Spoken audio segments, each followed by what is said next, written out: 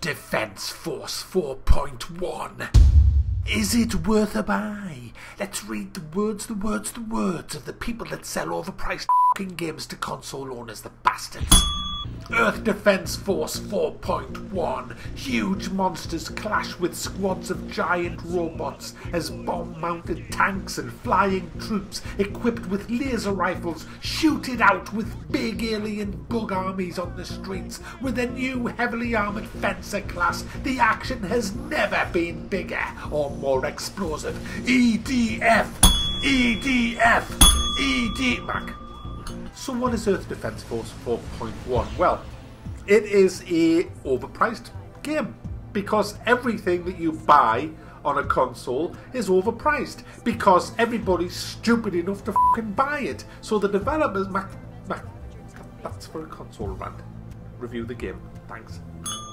Earth Defense Force is £44 fucking pound, guys, for a fucking remake, and you. So this is a third-person shooting game for £44 fucking pound. There it goes. You see, you've broke it. You haven't told them anything about the game in the. Oh, there we go. It's a third-person shooting game for the consoles, guys. Oh, you said consoles with a bit of venom there, as if you kind of resent them. I don't resent fucking consoles. What you do in this game is, well, I'll come clean. I'll come clean, guys. Kevin Wilson donated this, but he donated the money and he says, buy this, Mac. And I says, okay. And he says, you don't need to if you want it. If you want to just keep the money, you can just keep the money. But if you want to buy it, you buy it. No worries. So I went and bought it because I thought I need a good game to rant about because it looks fucking awful. Let's be honest. So I bought this. My plan was buy the game, have a rant, sell it on eBay, profit. Trouble is, I like it. Sorry. I always vomit when I like a console game. Mac, stop it. F*** off. Start again. Start the whole review again. This is just gone. No, just leave it. I like it, guys. I played this all Saturday, essentially. All Saturday afternoon, anyway. Yeah, and I played it on Sunday.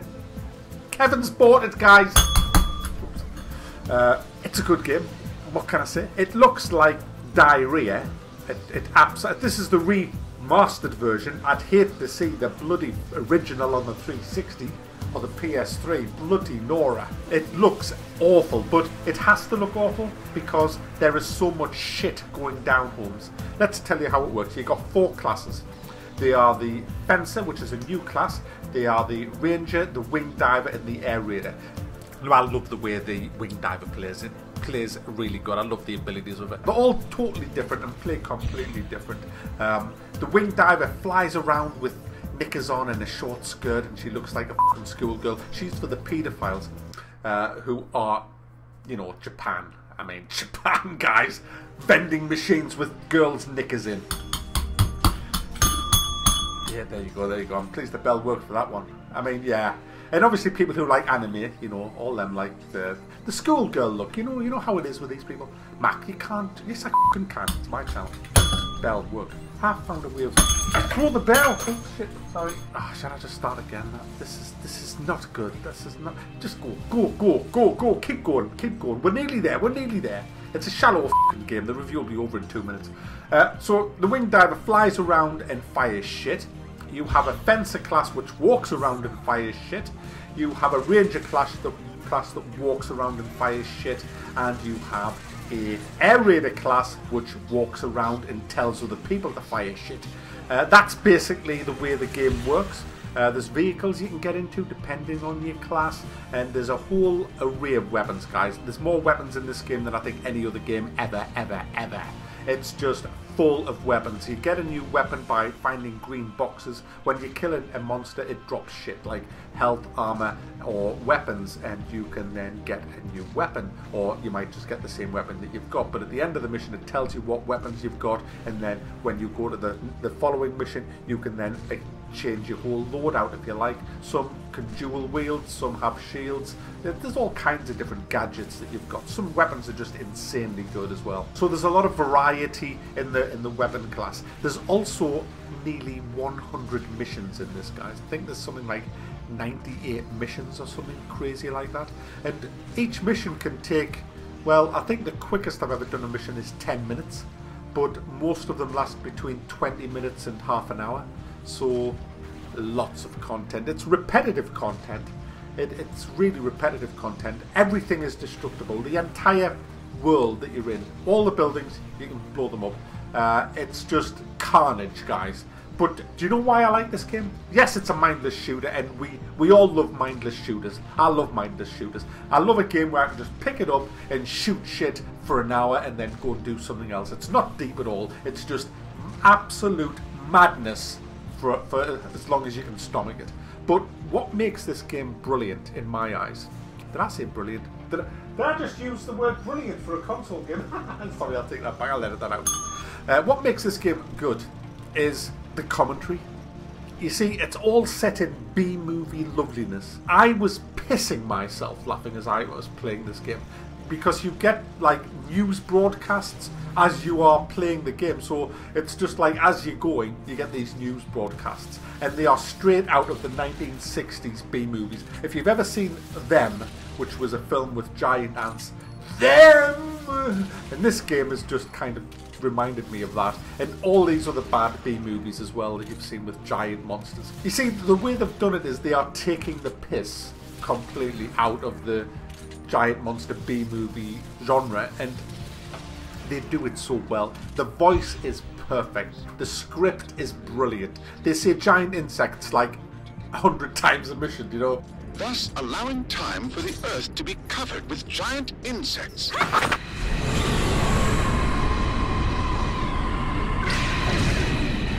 Giant insects are being dropped from the Ravager's transport ship. All units, exterminate the giant insects. It also has split-screen co-op and online co-op as well. I'm just playing on normal because I'm playing it solo, but the higher difficulty level that you play it on, the better weapon drops you get. So, you know, there's a good bit of replayability in this game as well. You can also go back and farm any level you want for better weapons. So if you've been playing one specific class, you're going to get a lot of weapons for that class, but then you want to switch classes later on and you find that you're gimped because you've hardly got any weapons. You can go back and replay the earlier missions with a different class and get better weapons. So it's great in that sense. Now, I'm dead against the prices of console games. I don't think any of them are worth the money, because they're just exorbitant prices. It's like £10 more than you would pay on a PC, and you're getting less game all the time on a console. And console games are easier to develop than PC games because all the console hardware is identical. So I think it's pure greed from the developer's point of view. They will know that there's a lot of parents are going to buy console games for their children, because pretty much kids from about 7 or 8 upwards are going to be getting these for Christmas and stuff. Who's going to buy the games? They're not going to buy them, are they? It's the parents that's going to buy them. Parents have money, so that's why they charge top dollar for console games, because they know at the end of the day it's the parents who are shelling out for the game, and that's exploitation in my eyes, and it's sad, really. So it takes a very special game to get a thumb up from me, and I'm thumbing this one up, and I'll tell you why I'm thumbing this one up. 100 missions is why I'm thumbing this one up, with good replayable value.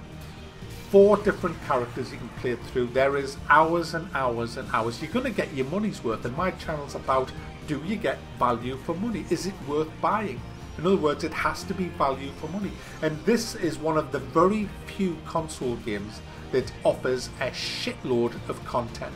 Now, granted, it gets very repetitive, and you're not going to want to sit down and play this for any number of hours, although I did on Saturday. But I can see me playing this for an hour here and an hour there. With co-op, same, hour here, an hour there. It's a game I know I'm going to come back to time and time and time again. It's a bit like Elite. I still play Elite. I come back to it time and time and time again. And there's not many games I do that with. So it's going to get a thumb up because I think it's a terrific mindless shooter. That's all. You're not going to get anything deep in this. You're going to get a lot of weapons, a lot of destruction, hilarious commentary, and some really good action. And you can play it with your friends. I mean, what more do you want? This does come with a caveat though. Is that something that you buy in a restaurant? I don't know. Basically, if you own the original Earth Defense Force, it's not worth upgrading to this one. Yes, it's 60 frames a second most of the time. Yes, the graphics are a bit better. There's a few more missions, a new class and a couple of more monsters. But at the end of the day, you're paying for 80% of the game that you already own. The only kind of way I can see that this is worth buying is if you kind of sold your old console to get the new next-gen console and you like the game, then obviously, yeah, it's a no-brainer. But it is a bit steep considering it is a remake. But it's still a fun game, and yeah, if you haven't got any of the Earth Defense Force games, it's definitely worth buying. I'm loving it, so there you go. So Earth Defense Force is getting a thumb up on my channel.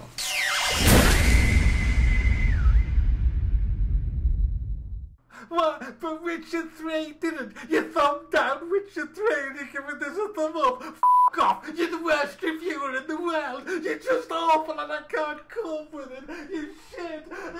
He thumbed down Witcher 3 and he's just sitting